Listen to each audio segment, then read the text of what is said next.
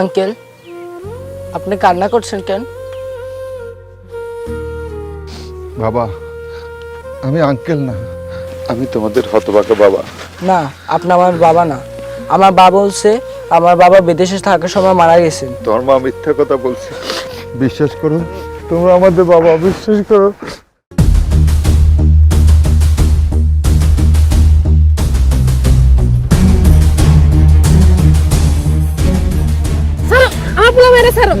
বেটি, আমি আমার বাচ্চাদেরকে একটু বুকে নিই, ওদেরকে তুমি একটু বলো।